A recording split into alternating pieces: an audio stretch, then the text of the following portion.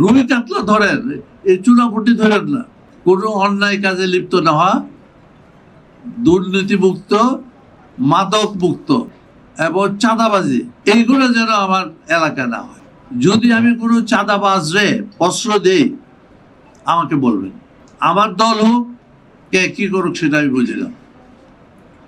আমি চাই আমাদের সরকারের যে নীতিমালা আছে, সেই নীতিমালার মধ্যে চাঁদাবাজি, মাদক ব্যবসা এবং দুর্নীতি যাতে এলাকাবাসী মুক্ত হয় এবং খুশি হয়।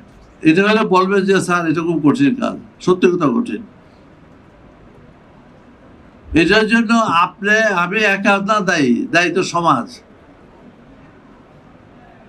আমরা যদি, আর আমাদের এলাকাটা আপনি জানেন যে সীমান্তবর্তী এলাকা,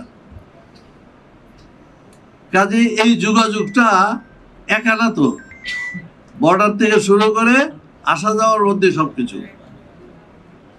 কিছু আমরা তো দুর্নীতি, মাদক এসব জিনিস কমাতে পারি। এখন যেমন নাকি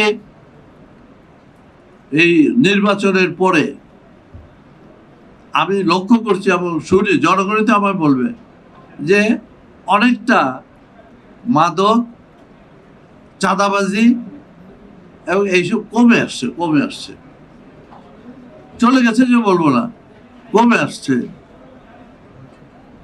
কিন্তু যদি আমরা 2-4টা রুই কাতলা ধরতে পারি, তাহলে তার রিপারকেশন অনেক হয়ে যাবে, ধরলে হবে না। এই দেখেন না, ইন্টারিম গভর্নমেন্টের আমলে বাংলাদেশের সবচেয়ে বড় লোক যারা লুট করেছে, সব করেছে, তাদের তো ধরে নাই। এবং সে ধরছে, আমরাই তো ধরছেন, আমরাই তো ধরছি, তাই না? আগে তো পারি নাই।